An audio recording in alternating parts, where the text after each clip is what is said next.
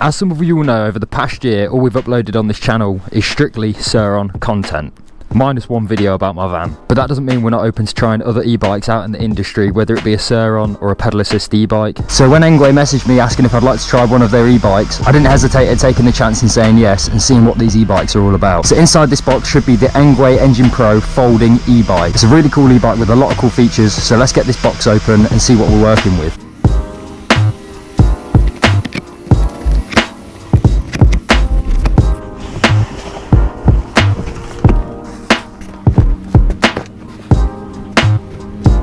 So that's everything that comes in the box. Let's start putting it together and see what we got. So for a start, let's get these two smaller boxes open. So opening up the first box, and we have a strange bit of packaging. I'm going to need some scissors. Got some scissors. So we have some sort of tube, presuming to do with the handlebars, and we also have what looks like it's going to be the seat post or handlebar post. And then inside of this box, a bit easier to open this one up, we've got some pedals, what feels like it's going to be a toolkit. I'll show you what comes in there in a second.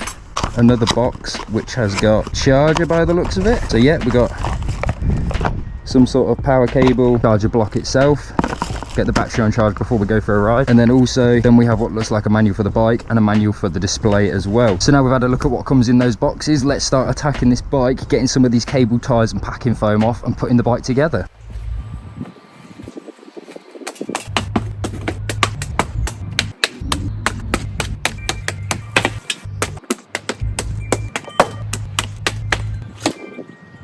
So I think that is now the whole bike unpackaged and unboxed. We've got a few things to put together. Looks like we need to put the front wheel on, handlebars need to go on, front mudguard needs to go on, pedals also need to go on. So there's a few things we have to build on the bike.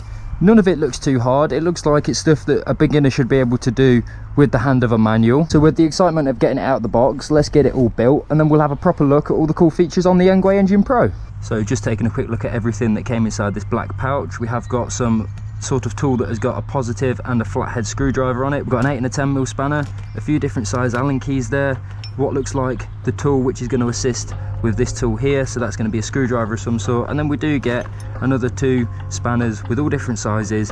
Hopefully this should be the full kit to start getting this ENGWE Engine Pro built.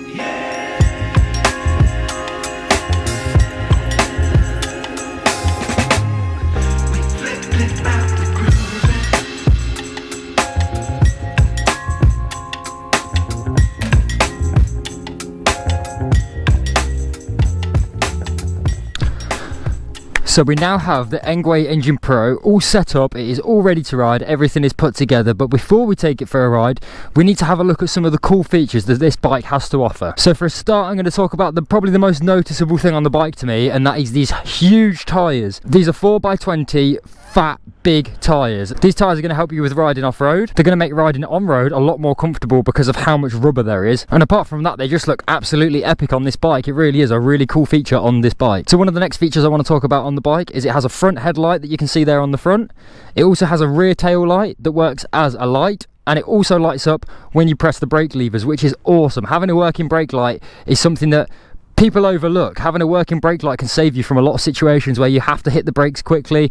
People then identify you've hit the brakes quickly and they can stop as well. One of the other cool features about this bike is it does have front fork suspension, and it also has rear suspension. You can lock the front fork suspension so it's either working, or you can have it completely solid so there is no suspension at all. You can also change the preload on these forks, making it softer or harder depending on how you want the forks to feel. And the fact that this bike features a rear shock really is awesome. Although it probably doesn't have the most travel on it, it is going to make for a more comfortable ride when you're hitting lumps and bumps. And although I've not really ridden the bike yet, I did have to ride it to this location, and I must admit the suspension made a hell of a difference. Now getting on to the more important things for this e-bike, it does have a rear hub motor which is rated for 750 watts. However, on the way here I was using the pedal assist, not even using the thumb throttle, I was using the pedal assist, and it was definitely getting over 1000 watts, which means this bike cannot be ridden on the roads without being registered and without being insured, taxed and MOT'd. But saying that, with the way the bike looks, you could probably get away with riding it on the road, but restricting that power right down. However, I don't recommend that you ride this bike on the road because it is still illegal. So moving up to the handlebars on this bike, there is a lot of cool stuff going on around the handlebars, so there's a lot to talk about. Some of it we will talk about when riding, but I'll give you a quick overview of what's available on the handlebars. So you do get these awesome leather grips that they feel a bit strange compared to a normal circular grip, but they're actually quite nice. They feel quite classy, quite luxury. They also feature locking grips, so they won't twist around when you're trying to ride. When you get a firm grip on the bike, say you are riding off-road and you're going over lumps and bumps, these grips will not be twisting because they are locked in. Next to the grips on the left-hand side, you have got a thumb throttle which will power the bike as well as the pedal assist. It features an electric horn, which is more like a little beep, not very loud, but again could be effective and can be useful in certain situations. Coming to the center of the handlebars, this is where you will find the display. I'm going to talk mainly about this while riding the bike, but again, really nice looking display, really bright display as well, looks great on the bike. There's a lot of features going on here, so once we get riding, we'll take a look at that. Again, moving to the right hand side, we have got another leather comfortable grip with the locking grip, and this is where you will find your gear shifters. So you have got gears 1 to 8. The fact that this bike has gears is really, really cool. So also up on the handlebars, you will find your brake levers, front and back brake. Something to note on this bike is the brakes are opposite to your traditional mountain bike or your Sur-Ron, for example. So instead of the back brake being on the left, the rear brake is on the right. This is something I've had to adapt to when riding here. Many a times I nearly press the front brake instead of the back brake, and it can always end badly. But then coming down from the levers, you will find hydraulic 160mm disc brakes, and I really have to say hats off to ENGWE because these brakes are so on point. They feel amazing pressing the levers. They work really, really well. The stopping power of these brakes is second to none. If Sur-Ron and Talaria and all the other powerful e-bikes could take on board what ENGWE have done with these brakes, even though they're a smaller disc brake, I think it would be night and day difference. If Sur-Ron would adapt these brakes onto their bikes, I don't think people would have to upgrade the brakes like they have to normally because they're just not powerful enough, the pads wear down too quick, etc. The brakes on this bike are really, really good. Well done to ENGWE for making sure that they were on point. So inside this huge frame on the ENGWE, as you could probably guess, is going to be the battery. And the battery is a 48 volt, 16 amp battery. It fits beautifully in the bike. I have taken it out to charge the battery. The charge time on the battery is roughly 5 hours because the charger that comes with the bike is only 3 amp. For example, my Sur-Ron charger is 10 amp, so a hell of a lot faster, but the Sur-Ron battery is also bigger. But 5 hours charge time is what you're expecting for a 100% battery. With a fully charged battery, this bike is expected to do 60 kilometers with just the thumb throttle, or double that, 120 kilometers using the pedal assist. Something I did notice when I was riding the bike here to this location, the thumb throttle does use a lot of juice of the battery. The pedal assist really doesn't use a lot. We will look further into how much battery it is using whilst riding, so we can really have a good look at how much it's using, but that's pretty incredible from ENGWE as well. So the last feature I want to talk about before we get riding the ENGWE Engine Pro is this bike is advertised as a folding bike, which means it completely folds up. So to get this bike folding, there is a clip on the handlebars with a button that you lift up, pull the clip down, the handlebars then fold right down and out of the way like so.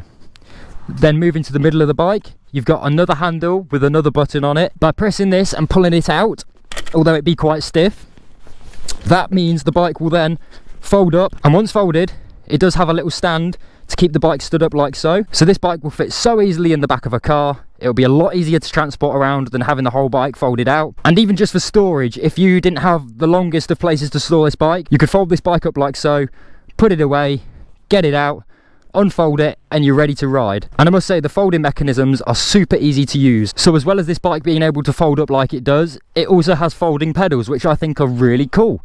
Again, something that may get in the way when you're putting the bike in storage or in the back of the car.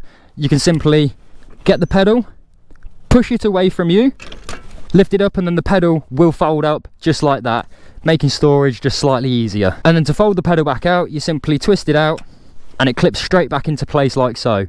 Awesome design by ENGWE. It's really great that ENGWE thought of these things to store the bike for people who may not have the most storage in their house, wherever they may live. Awesome feature of this bike. And while we have the bike folded, this is where the battery will go. So to get the battery out, you have to fold the bike, but I think it's a really cool placement for the battery. The battery sits really well in the frame, it doesn't rattle and it doesn't knock, and the battery also locks into the frame, so when you do unfold it, there's no chance that the battery will just slide out. You physically have to unlock the battery from the bike, remove the key from the underneath of the bike, then the battery will slide out. So with all that being said and done, before the sun sets, let's get this bike unfolded and let's give it a quick ride on this private road that I've come to, and then once we've had a ride on the private road, we will then move to a slightly more off-road location to see how the bike can handle the off-road riding. Let's take a look. So we're now ready to ride the ENGWE Engine Pro. For a start, to get the bike turned on, you're going to come to the bike. Underneath the bike is where the key will plug in. You do get 2 keys with the ENGWE Engine Pro, really handy. And to get the bike going, you simply twist it on. Then we come up to the handlebars. On this left hand side of the handlebars is where you'll find the controls that will control the screen. So on this left side is the power button. You have a plus, a minus at the bottom, information button in the center, and then the light button on the right hand side. So we're going to go ahead and we're going to hold the power button. You'll then see the screen turn on. Looking at the screen, this is where you'll find your speed. I've put mine in miles per hour. The bike originally does come with it in kilometers an hour. Towards the bottom of the screen is where you will find some information about the bike and how you are using the bike. Pressing the information button on the controls on the left hand side will change what you see in this section. So if I press information, we've got trip time, max speed, average speed, total distance, trip distance, and power again. So we've got the bike put in eco mode. We're on level 0, which means nothing will happen when we press the thumb throttle. We are going to start in eco mode, and we're going to go from levels 1 to 5 in eco. Then there is normal mode, levels 1 to 5, and then there is sport mode, levels 1 to 5. So for a start, we're going to start into eco mode power 1. All I did was press the plus button on the left hand side. That puts us into eco mode 1. And for a start, we're going to look at purely using the thumb throttle. Seeing as we're on 100% battery, and I know that the thumb throttle already uses quite a bit of battery, we're going to purely see what speed we can get just using the thumb throttle. Then we're going to move on and have a go with the pedal assist. So let's get going. Hit the thumb throttle and the bike starts moving. I'm not pedaling at all. So by the looks of it, we're going to get to 5 miles an hour in eco mode level 1. That's 87 watts on the screen. So riding at this is technically street legal. We're going to go up and we're going to go to eco 2. The power has now gone to, well, it went right up. It's now gone to 258 watts, which is just above the legal limit. It is still changing, but the speed we're getting is about 9 miles an hour. That's on eco mode level 2, just purely with the thumb throttle. We've gone to eco mode level 3. Level 3 is going to get us to 13 miles an hour, 14 miles an hour, slightly uphill here. And while I remember that we're going uphill, this bike with the thumb throttle will climb a gradient of 10 degrees purely with the thumb throttle. Any steeper than 10 degrees, you're going to start to struggle, and that's when you want to use the pedal assist that will really help you out. So moving on to power mode level 4, going to hit the thumb throttle again. It's taking us up to a speed of, by the looks of it, 16 miles an hour, 17 miles an hour, and I think the most power wattage we had was 650 watts. It is changing constantly, so the power is up and down as you're holding the thumb throttle. The thumb throttle is being held on full. And last but not least, we're going to go to eco power mode 5. We're picking up now to about 19.8 miles an hour, nearly 20 miles an hour. And while I'm pressing the thumb throttle, it also has a cruise control, so I'm not holding the thumb throttle and it's still powering me. To turn this off, you simply press the brakes and the bike will start to slow down. So cruise control on this bike is a really cool feature. I think that's awesome. Something you don't want to do is forget that you've got that feature on the bike though. If you leave the cruise control on and you forget, you're going to go head first into something, and the bike's just going to keep spinning, and you're going to crash. So again, I let off the thumb throttle. I think you have to hold it for 3 seconds, and that will put us in cruise control. To stop, simply tap the brakes like in a car. Cruise control is now off. So we're now going to hold down the information button. That's going to put us into the normal power mode, but we're going to go straight back down to level 1. We'll go from a standstill in normal power mode level 1. Hit the thumb throttle.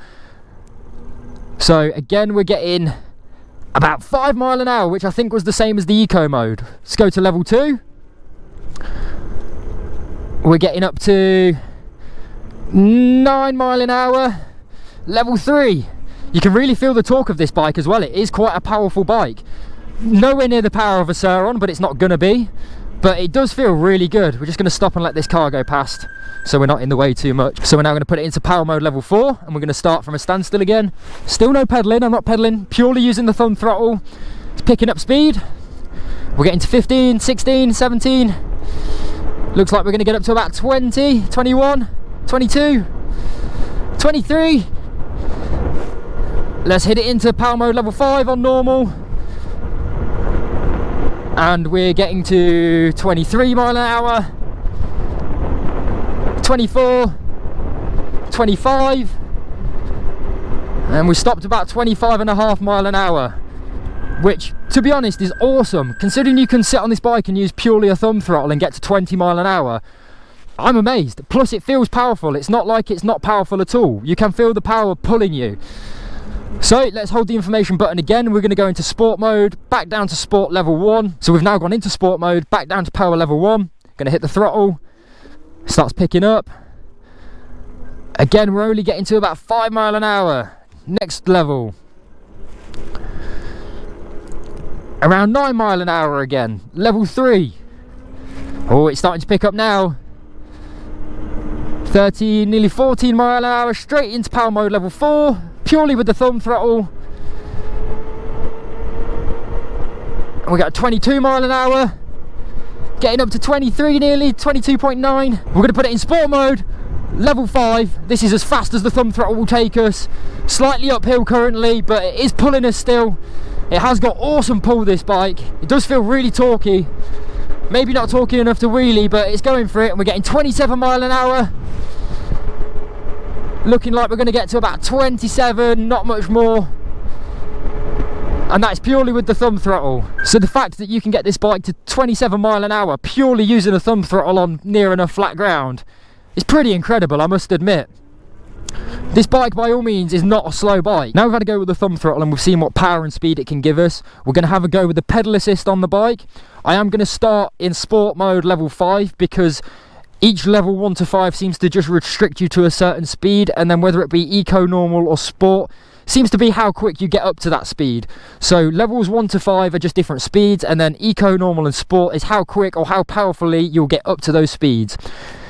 Like mentioned, we have got a Shimano gear system on this bike, which Shimano is an awesome brand. A lot of people rate Shimano stuff really highly. And you've got gears 1 to 8 with a trigger at the back, which is going to take you up through the gears. And you've got this trigger here, which is going to take you down through the gears. We're going to be starting in gear 1 on the gears. Let's give it a go. So for a start, oh, now the power kicks in. So for a start, you don't really feel that power kick in. I'm going to put it in straight into gear 8 because we're in the fastest power mode and it picks up quick. I'm not putting in any effort at all and we're already at 25 miles an hour. We are slightly downhill at this point, only slightly. This is me pedaling as probably as hard as I can and as quick as I can in gear 8. We're getting 28 miles an hour. We're getting 29 miles an hour. Let's see if we can get 30, come on. Come on. We're going around a corner, slightly uphill again. We've dropped mile an hour. I'm determined to get 30. We're gonna do it. Come on, 30 miles an hour! This bike is awesome. As soon as you stop pedaling, you feel the pedal assist stop working, and then you can hit the brakes and slow down. Oh, that got me a bit out of breath because I was putting in some work to get to that 30 miles an hour, but it was so worth it. So like mentioned, when you start pedaling, there's a slight delay for the actual hub motor to kick in, but once you get going, it really starts flying. I mean, I'm keeping up with this car and I'm barely pedaling. Again, I am in the highest power mode, so I'm not surprised. With this bike, it's not how much you pedal, the faster it will go. As you start pedaling, the hub will pick up and just go quicker and quicker and quicker. It doesn't matter how fast you pedal, it will just keep going. So again, I'm pedaling and I can feel the assist pulling me along. I stop pedaling and the bike is now just coasting. We're just cruising along. So to see how the battery level does, we're on 97% now. We have done plenty of thumb throttle runs up here and I have used the pedal assist. So we're going to press the information button. So we've done roughly 1.9 miles to 97% battery, but you've got to remember a lot of that was thumb throttle, and when using that thumb throttle it uses a hell of a lot more power than just the pedal assist. I prefer using the pedal assist personally. I think the pedal assist makes it feel more natural to ride a bike with pedals. I guess the thumb throttle comes in handy for when you do get a bit tired, and the thumb throttle comes in handy to get you started. So now I'm in gear 8, it's quite hard to get pedaling from a get-go, so what I like to do, get myself prepared to ride, press the thumb throttle, that gets me moving, and then you use the pedal assist to keep you going. And before you know it, you're up at 20 mile an hour. Let's see if we can get 30 again. I'm going to go for it. We're already at 25, 26, 27. We're going to get 30 again. 28, 29, 29. We're really going for it. Come on. Come on, 30. 29.6, 30. Wow. Awesome bike from ENGWE. It's my first time riding a pedal assist bike and I'm nothing but impressed. It handles everything really well. The suspension makes a huge difference on the bike. The tyres make the ride feel comfortable and smooth. Again, they're going to help you with off-road and on-road riding, private roads. I think now we've had a look at riding on the road, we're going to take it to a bit of an off-road area. So I am actually going to drop down to about sport mode level 2. So when I'm pedaling, you feel that pedal assist kick in. I'm only getting to 12 mile an hour, but it's a lot more comfortable riding somewhere like this at a lower speed. So yeah, power mode level 2, we were getting about 13-14 mile an hour. Put it into level 3 so we feel like we're moving somewhere. Again, going over these little lumps and bumps, the suspension takes a lot of it. Again, it's not like a Sur-Ron where you can go jumping the bike, dropping off things, really using it like an off-road bike, but it will handle off-road situations. So just before we get to the off-road riding section of the video, I did forget to mention that if you hold the plus and the minus button on the controls at the same time, that then brings up this menu. So you've got the option to clear the data. You can go to setup. In setup you will find set the unit, so that's your mile an hour or kilometers an hour. You've got brightness, auto power off, so if you leave the bike and you've not touched it for say 5 minutes, the bike will shut off. Speed limit, you can change the speed limit to whatever you like. I think 31 is the highest, so that will set the speed limit. And then we've got back. Then we've got personalization on the screen. Again, we're going to have a look. CRU, that's got to be cruise control, I've got that on. ACF, I'll be honest, I don't really know what ACF is, but I have it on. Auto headlight is on. Oh, that's something I forgot to mention. So the headlight actually has a sensor and it will automatically come on when it turns dark. So if I was riding home and it all of a sudden dropped to darkness, that light will come on at the front. If I press the light button on the bike, the light will switch on for a split second and then it turns straight back off. That's because the bike knows that it's already daytime, so it's not going to waste battery using that light. Obviously I can go down and turn the auto headlight off and I can press the light button, the light then stays on. Again, turn the light off, I can then turn auto headlight back on. Now it is set back to auto headlight. Then lastly on the list we have got power settings. Again, if I click on that, you've got power level 1, 2, 3, 4 and 5. So this is using 22%, 35%, 50% of the power, 77% of the power, and then power mode 5 is 99% of the power of the bike. So you're not even using 100%. I'm guessing they do that just to save anything going wrong with the bike. They're not pushing it to its full limits, it's just set to 99. So we're going to go back on the screen. That's going to take us back to this. Then we're going to go back again. That's back to the menu. There's also system info, which is just telling you what version you've got. Then you can go back, straight back, and you're back on the main screen. So this is now where we're going to start the off-road riding section of the video. We're going to go through that gate. For a start, we've got a bit of a grassy area to ride on.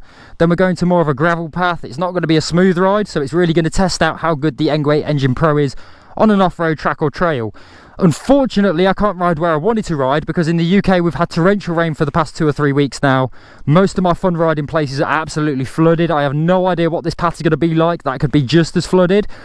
There's only one way to find out, that's getting on the bike and giving it a ride. So without further ado, let's get it. So we're still in sport mode level 3, and again I'm going to use the thumb throttle to get me started and then use the pedal assist to carry me.